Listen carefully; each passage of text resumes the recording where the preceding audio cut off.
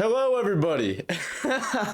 It's been a minute, man. I enjoyed my Christmas break and New Year's. I took some time off, cleared my head, and I'm happy to be back. Now, as y'all can tell, I got a new setup. What y'all think, man? Got some LED lights. I got a camera. I'm moving up in the world, bro. We are moving on up. But in all seriousness, guys, thank you for 25,000 subscribers. I don't know what to say. I'm pretty speechless about it, actually. But one thing I did want to say was shout out to Legends B-Ball for being a longtime viewer. Thank you, guys. He's not the only one. I love each and every single one of you. Now, I asked you guys in the community, the free community, by the way, top link in the description, to send me your film so I can break it down for a video. And you guys delivered, so thank you again on that. I'm going to be breaking down everything I see, and I'm going to just tell you guys what you need to fix and how to fix it. Let's get into it. Alright, looking at Easton's film here. I like how you let that ball screen come in and you used it, but once you got by that ball screen, you didn't really attack downhill as strong as I wish, because this kid was stuck on that ball screen, right? If we were to go back a little bit, he's stuck right here. And I think he could have pushed the initiative a little bit, but I also like the decision of taking that escape dribble and possibly letting something else develop. And it turned into, a mid-range pull-up like you had, but if we look right here, I have it paused. That's a shot. That he went under that ball screen. He can't get to you there. I think just by taking that pull-up jumper and not thinking would have been the better option, you still have it here because both guys are not sure whether to commit to you or the center.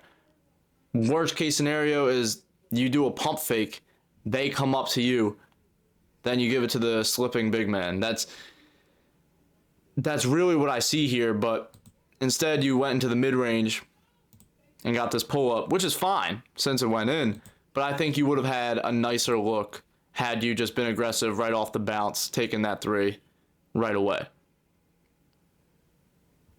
Next clip. We got my boy Joe. Okay. Nice. Yeah, I've watched this clip a few times already, and the first thing I wanted to point out was your big man set a great screen, and I like how you led your defender into that screen. That was good. And you're pushing the initiative. I like that. You're getting downhill. Now, you did miss a backdoor cut. If you see your man from the corner, he cut, and you kind of missed him there, but that's okay, because you're still able to get a bucket out of it. You came around that corner pretty wide, I would say. If I was to rewind this back, I think you could have came off that tighter, off that spin, right?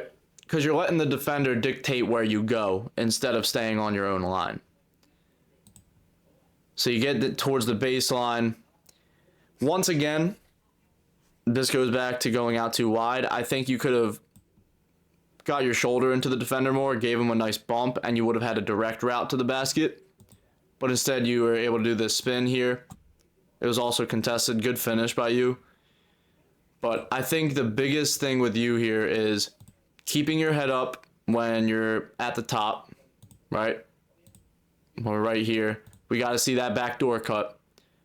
But it's also about getting that shoulder into your defender's chest as you're going downhill, being the man to bump him. Don't let the defender bump you. Stay on your line and get a more direct line to the basket.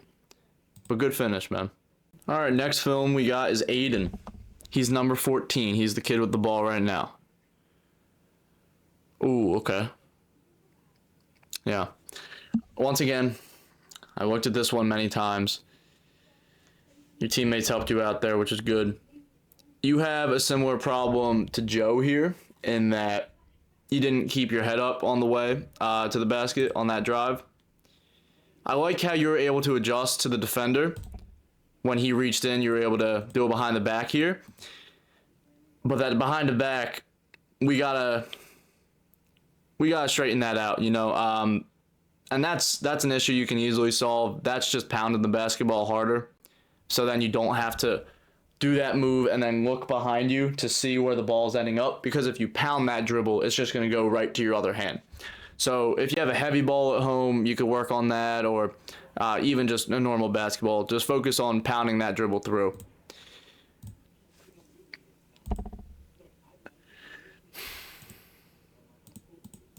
Nice spin here. I like this spin.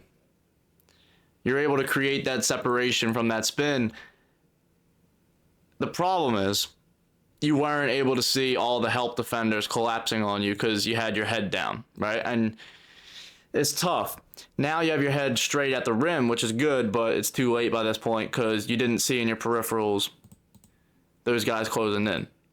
And so they're able to pack that shot. So my advice to you, either floater right here, right? That's either a floater or a kick out. But all that comes down to, do you see the help defense? You have to keep your head up at all times on that drive. You got tunnel vision. That's the bottom line. You got tunnel vision. I like how you attacked your defender here, but you also didn't bump or stop on two. You just went right up, so they were able to predict it. Maybe if you got 2 feet in the lane, jump stop, they would have fouled you because they wouldn't have been able to stop the momentum. But all in all, your team got the points, which is good. I just think you need to keep your head up on that drive. Next is Tumelo. Now, he submitted a full highlight reel here, which is awesome. The only thing is, since it doesn't have any mistakes, it's you know, it's actually easier to learn from mistakes than you know, the good stuff. But one thing I want to point out to y'all that Tumelo does super well is he puts pressure on the defense every single play. Or at least every single play in this highlight reel. Like, look at that explosiveness, getting to the rim, and the defense isn't able to stop him. You'll always see him running out in transition, and he's getting easy buckets that way. He has a great block here. Boom. Yeah. Cookies. Oh, we got an ad. Wow. Yeah, look at this right here, guys. Takes the middle of the floor. Goes right at the defender. Euro step. Beautiful. That's something that y'all need to keep in mind. Tumelo here. I hope I'm pronouncing your name right, my friend. Tumelo just goes at the defender no matter what.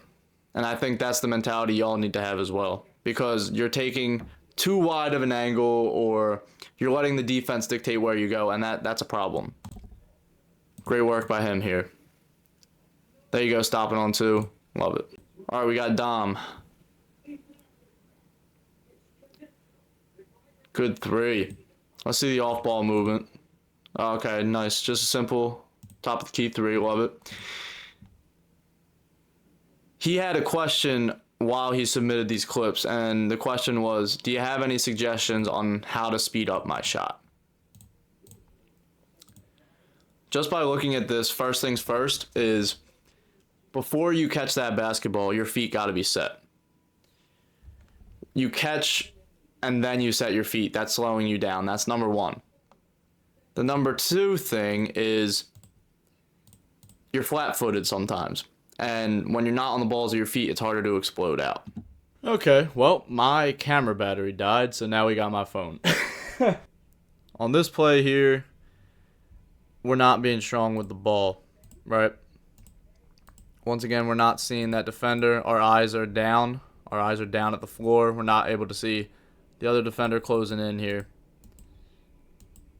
which is what led to him being able to strip the ball here. So for the future, make sure to keep your head up, right? Don't be robotic. Don't just put the ball down because you can. Get that rebound. Be strong. And be aware of your surroundings. The common problem I see on the offensive end with you guys is you guys aren't taking advantage of the opportunities in front of you. Take a look at this. Harrison, you catch the wide open 3-point shot right here. You have it.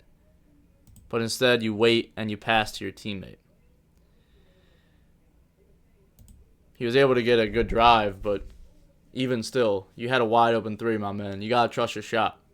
So my message to all of you guys after watching your film is trust in yourselves and actually take the opportunities when they present themselves. Stop being passive.